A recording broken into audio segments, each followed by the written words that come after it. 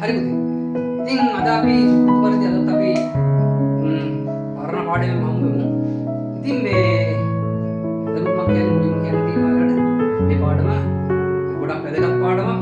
ඉතින් ගොඩක් දරුවන්ට බලන්න මේක බලන්න දෙන්න මේක ෂෙයා කරන්න ඉතාම වටිනවා දරුවෝ. ඉතින් අපි අද කතා කරන්නේ සාපේක්ෂ අණු ස්කන්ධ.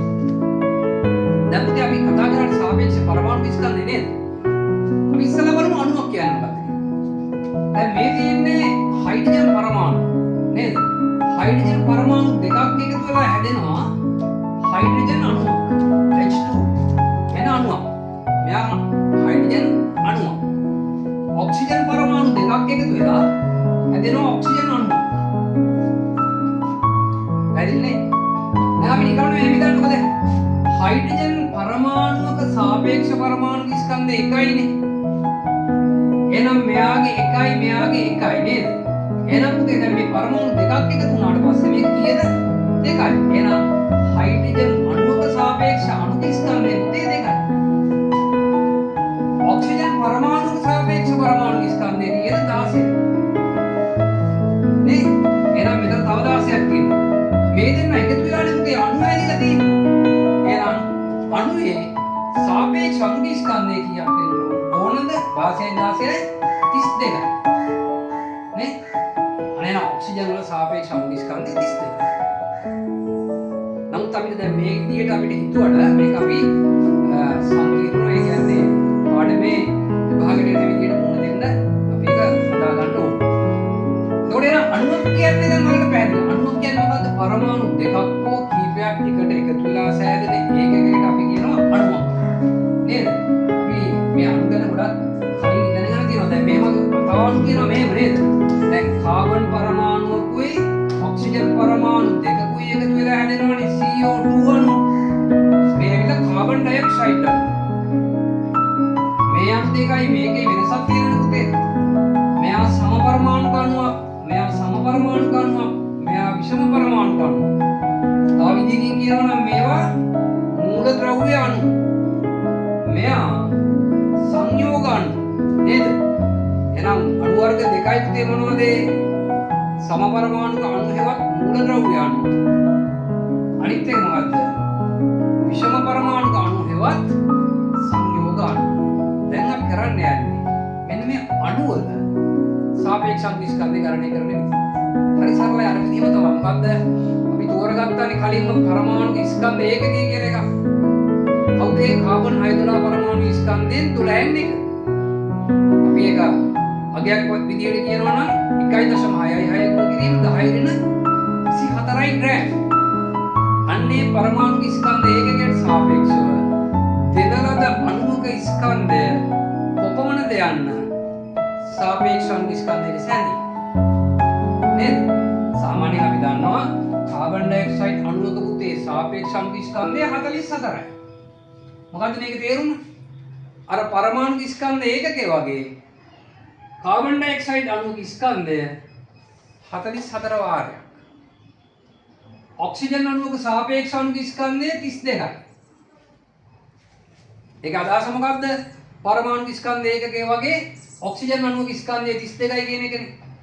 එහෙනම් දැන් අපි සාපේක්ෂ අණු ස්කන්ධය හොයන්න සූත්‍රයක් ලියුවොත් මොකද්ද කරන්නේ? සූත්‍රයක් ලියුවොත් මොකද්ද කරන්නේ නෙමෙයි. සූත්‍රයක් ලියන්නේ කොහොමද? සූත්‍රය ලියන්නේ කොහොමද? මෙන්න සාපේක්ෂ අණුක ස්කන්ධය සමාන දෙන ලද අණුවේ ස්කන්ධය.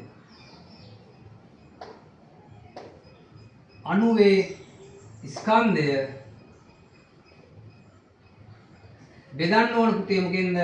කාබන් 6 පරමාණු ස්කන්ධයෙන් 12න් එක. කාබන් 6 සමස්ථානිකේ ස්කන්ධය ගුණ කිරීම 12න් එක. නේද? කියන්නේ 12න් බෙදලානේ මේක අපි ගන්නෙ. දැන් ඕන අපිට මේකම ලියන්න පුළුවන්. මේ 12 මෙතනින් අයින් කරලා මෙතෙන්ද ගුණ කිරීම 12 කියලා දාලා ලියන්න පුළුවන්. තව විදිහකින් මේ සූත්‍රය අපිට ලියන්න පුළුවන් මොකද්ද? දෙන ලද අණුවේ ස්කන්ධය බෙදීම කාබන් 612 ස්කන්ධය 12න් එකයි කියලා කියන්නේ පරමාණු ස්කන්ධය ඒකකනේ. එහෙනම් මෙතෙන් අපි දාන්න පුළුවන් පරමාණුක ස්කන්ධ ඒකකේ. ඊළඟේ 1.66 ගුණ කිරීම 10 ඍණ 24යි ග්‍රෑම්. වැඩි? හරි පුතේ. එහෙනම් අපි දැන් ගාණක් හදමු. මොකද්ද ගාණ? මෙන්න මේ ගාණ. මම ඔයාලා බලන්න පුළුවන් හදන්න කියලා. ජල අණුවක H2 වල ජල අණුවක කියන ස්කන්ධය. ජල අණුවක ස්කන්ධේ ග්‍රෑම් වලින් ගණනය කරපුවාම එනවා. ඒක H2O වල අණුක ස්කන්ධය. අණුක ස්කන්ධය 2.99 ගුණ කිරීම 10 ඍණ 23යි ග්‍රෑම්. හරි? කාබන් 612 සමස්ථානිකයේ ස්කන්ධය අපිට මතකයිනේ 1.99 ගුණ කිරීම 10 ඍණ 23යි ග්‍රෑම් නම් ජලයේ සාපේක්ෂ අණුක ස්කන්ධය කොපමණද? සාපේක්ෂ අණුක ස්කන්ධය කොපමණද? මොකද කරන්නේ පුතේ අපි? එහෙනම් H2O වල සාපේක්ෂ අණුක ස්කන්ධය සමානයි මොකද්ද? H2O වල සැබෑ ස්කන්ධය නේද? සැබෑ ස්කන්ධය.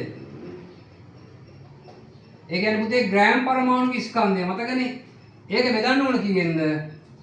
කාබන් 612 පරමාණුවේ ස්කන්ධය. හරි? මෙතන අපි 12 මෙතන 12 එකෙන්නේ අපි මෙතන උඩට 12 දාගන්න එක ලේසි. හොඳේ. රයිට්. එහෙනම් H2 වල සැබෑ ස්කන්ධය කීයද? දීලා තියෙනවා කීයද? 2.99. ගුණ කිරීම 10 ඍණ 23යි ග්‍රෑම්. කාබන් 612 පරමාණු ස්කන්ධය කීයද? 1.99 ගුණ කිරීම 10 ඍණ 23යි ග්‍රෑම්. නේද? දැන් මෙතන 12න් එකනේ තියෙන්නේ. ඒක අපි උඩට දාමු 12 කියලා. මේක ලේසි වැඩි. දැන් ඉතින් S2 වහගෙන කපන්න තියෙන්නේ කොහොමද? ග්‍රෑම් වලට ග්‍රෑම් කැපුණා 10 ඍණ 23ට 10 ඍණ 23ක් කැපිලා ගියා. නේද? දැන් අපිට තියෙන්නේ මේ 299 199න් බෙදන්න. ඉතින් අපිට ඕන නම් 299 දෙකෙන් බෙදලා මේ 200න් බෙදලා ගන්නත් පුළුවන්. නමුත් අපි ඔයාලට කෙටි ක්‍රමය කියලා දීලානේ තියෙන්නේ. මෙතනත් අරකම තමයි. මොකද්ද? මෙයා 2යි කියලා හිතුවා. 12 දෙකෙන් බෙද්දා 6යි. 6 මේකෙන් ගුණ කරනවා. නේ අපි නිකමඩ වගේ ගුණ කරලා බලමු 6. බලන්න. 6 වරන් 9 54න් 4 5ක් ඉතුරු 6 වරන් 9 54යි 5යි 59න් 9 5ක් ඉතුරුයි 6 වරන් 2 12යි 12යි 5යි 17යි 17.9 4 පුතේ ආසන්න අගේ කීයද 18යි නේද අපි දන්නවා ජලයේ සාපේක්ෂ අණු ස්කන්ධය කීයද 18යි කියලා. ඔන්න ඔය විදිහට පුතේ අපිට ගණන් හදන්න ලේසි නේද? ඉතින් මේ වගේ තියෙන ඇත්තට මේ වගේ ගණන් හදන්න තමයි විභාගෙදී ඉන්නේ. ඉතින් මේකේ අවබෝධය තියෙනවා නම් අපිට ඕන ගණන් හදා ගන්න පුළුවන්. ඉතින් අපි ඉතුරු කොටසෙන් ආපහු හම්බෙමු. මේක හැකියතාක් දුරට ෂෙයා කරන්න. ඒක මටත් උදව්වක්. එතකොට මේක බලන දරුවන්ට ලොකු උදව්වක් වෙයි.